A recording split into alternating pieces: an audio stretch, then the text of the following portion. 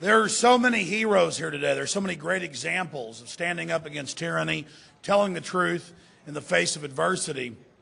And I talked a little bit about this yesterday. William Rodriguez, imagine, he's the master janitor in one of the towers. He has the master key. The building's on fire. He stays in there with the firefighters. He takes them up to the top. He personally escorts hundreds of people out, physically pushing 50 people out of the door, goes back in, and the building collapses on him, and he's the last non-emergency worker to be pulled from the rubble. But that's not where the courage ends. That's where it begins. William Rodriguez was then whisked to the White House, all over national TV, hundreds of shows. He was everywhere. He's this big hero. The Republicans wanted him to run for Congress, wanted him to be their minion. He was offered millions and millions of dollars, but then he kept talking about, well, there were explosions going off, people with their skin burned off, and before the buildings collapsed on the bottom floors, this was happening. And they said, shut up about that and just take the millions. How many of you could say, I'm not taking the millions? He did it. So he not only saved those people, he also refused all those millions of dollars. And they paid off so many of the victims. But he said no. And now he's traveled the world from Venezuela to Malaysia to Japan, dozens and dozens and dozens of countries on national television, speaking to the people. There's not a news blackout globally. They've been in Germany, they've been in England, they've been in Italy, they've been in Russia. They've been all over the world, and now he's here for you today in Los Angeles. And William Rodriguez has told me this is one of the last times he'll be in the U.S. giving speeches and talking, because he believes he can have more of an effect globally. So one of the real heroes of 9/11 wasn't a firefighter, wasn't a police officer, didn't even sign on for it. He went in there. When that building was on fire, he went in there. He stayed in there until it collapsed. And so we're honored to have with us today William Rodriguez. William, come on up here.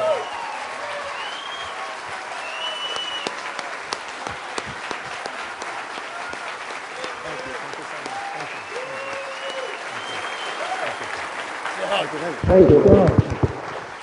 I tell you, I just love being around all these heroes. Here you go, my friend. I just came back from Malaysia, where we had Dr. Tun Mahathir Mohamad, the most powerful man in Malaysia, listening to our story and opening the doors all over the nation. And it was a historical moment. Historical moment because it was the first time that a survivor of 9/11 goes directly to a Muslim country to talk about 9/11 and the effect that it really had on them. You know, we have criminalized, demonized the Islamic world because of 9/11. So to have the actual last survivor going over there and telling them what really happened was an eye-opener.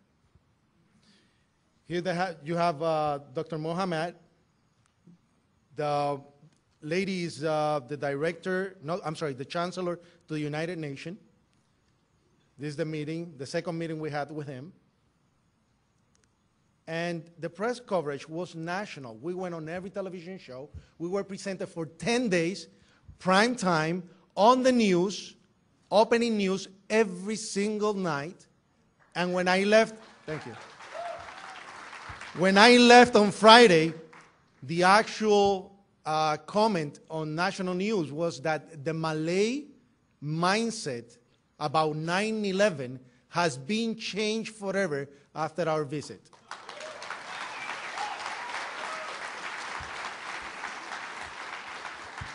Prior to that, I went to Venezuela. Venezuela, I had a meeting directly with the second man in power after Hugo Chavez, Nicolás Maduro, the president of the National Assembly, who actually was very concerned about my safety. He gave me formal protection in Venezuela. He said, well, you know, you're in a very difficult situation here. Mind you that you probably didn't get the news over here, but an FBI agent went asking around the hotel for the list of the guests of the hotel that we were staying at. And when they find out about it, they gave us 5 bodyguards round the clock because they said it's a possibility they could do something to you in our country and blame us for it. So we're going to protect you. And they ordered that a documentary about my life was to be filmed on the grounds of the palace. For 5 days I was filming at the palace. So they will have a historical evidence if something happened to me. So it's not in this country alone that they have done that.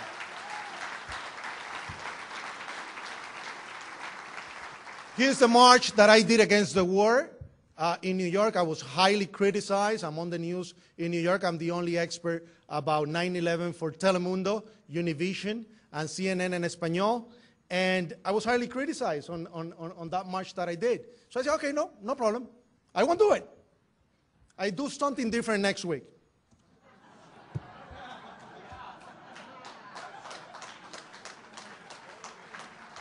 I didn't have soldiers. So, the 9/11 report. Okay. Let's pass the report better. That's a truck. I was pulled right from under the truck. You see that black hole right under the truck? That's where I was pulled from.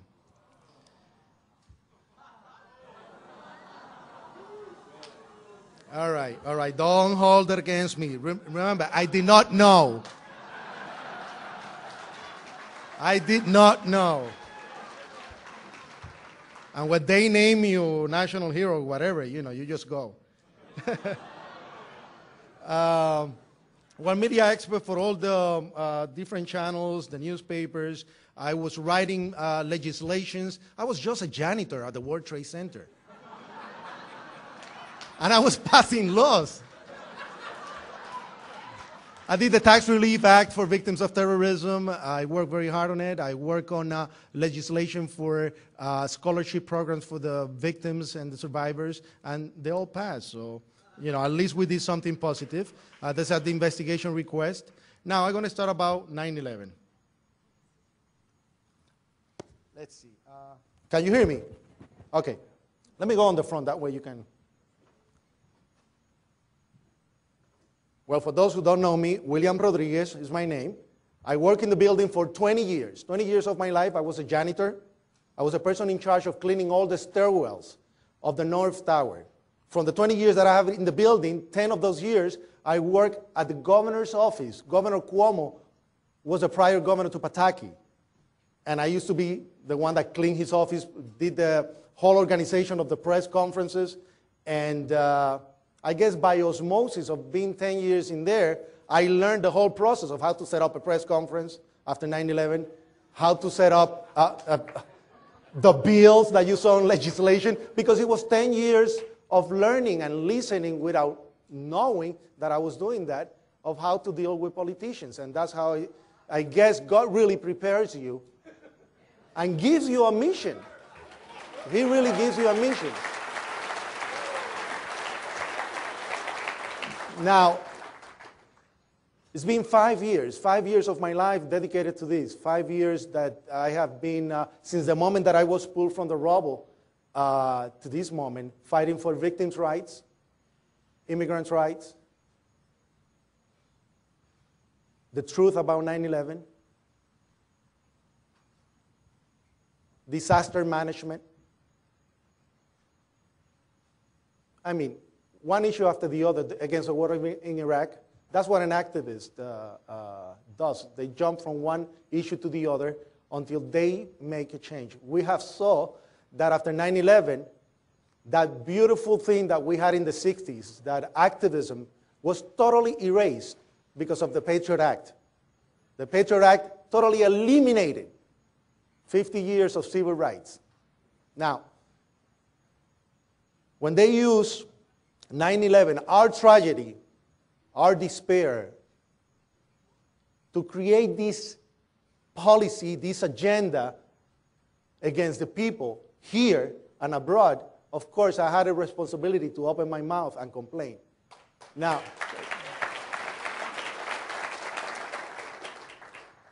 20 years of my life in that building, I'm just going to jump into the story of what happened to me that day. I went to work late, and again, I really believe that there was a mission for me that day, because if I was there at the regular time, at 8 o'clock, I would have been at the top of the building, at Windows of the World, and I would have died. So I came in late, 8:30 in the morning. I'm on the basement. The building has 6 sub-levels of basement, B1, B2, B3, all the way down to B6. 6 up levels. On the B1 level, you have all the support companies for the company that dealt with the World Trade Center. Mine was ABM, American Building Maintenance. Now, that company actually have the structural contracts, has the painter contracts, they have the mechanical contracts. So our office was on the B1 level. As I was talking to a supervisor, at 8:46, we're like chit-chatting, and all of a sudden we hear, pa! Very strong. Boom! An explosion so hard that pushed us upwards. Upwards. Now, 20 years in the building. Remember that. And it came from the basement between the B2 level and the B3 level. And at that moment, I thought it was the mechanical room where they have all the pumps and the generators for the building, that maybe a generator just blew up on the basement. Now, 20 years in the building, you know something that comes from the bottom and something that comes from the top. At that moment, everybody started screaming. And it was, the explosion was so hard that all the walls cracked, the false ceiling fell on top of us. The sprinkler system got activated.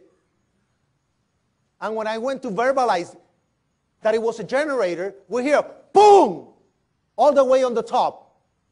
The impact of the plane on the top. 2 different events, 2 different times. Later on, I thought that they probably didn't synchronize it well. Because that came out on the investigation that probably this explosion was to weaken the base and the foundation of the building to be synchronized with the heat on the top, so it will fall automatically, which it didn't. Now, when that happened, screams everywhere. A person comes running into the office saying, explosion, explosion, explosion. His hands were extended, and his skin was pulled from under his armpits all the way to the top of the fingertips, and it was hanging on both hands. And I didn't know what it was. I thought it was a piece of clothing. And then I realized it was his skin. And I said, what happened? What happened? And when I looked at his face, finally, he got missing pieces of his face. A black guy named Felipe David from Honduras, who I didn't know. He worked for Aramark, the company that put all the soda machines into the machines, the candies into the candy machines. And he was located on the B2 level when this explosion happened, and he put his hands to cover his face because there was fire. And that's how he got burned. That's Felipe David here. You see, this whole thing was hanging. On the other side, you don't see it there, he was burnt as well. So at that moment I said, don't move. I was going to pick up the phone to call the emergency medical unit that was located on the building 2, the south tower. Building 1 and building 2 connected through the basement. And I went to pick up the phone when I hear another explosion. And that was so hard that the building oscillated so much that the walls cracked again.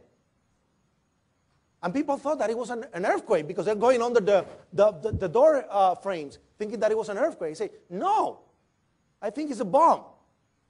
And the reason I said that, again, osmosis, because I survived the 1993 bombing. I was stuck in an elevator in 1993 for 4 hours. They have to break through a wall to get us out. So automatically, I thought it was a bomb. And I said, we got to get out. So I took those 15 people, I led them out of the office, through the loading dock, through a hill, outside the building, with Mr. Felipe David on my back, until I saw an ambulance. Get out of the building, I stopped the ambulance, put Mr. Felipe David inside. He goes into a coma, and that's when I hear automatically, a plane hit the building, a plane hit the building. There was a security guard standing right next to me, and his radio was going, there's a plane hit the building, a plane hit the building. So now, I'm at the base of the building. When I turn around, you know when you're in the base of the building, and you look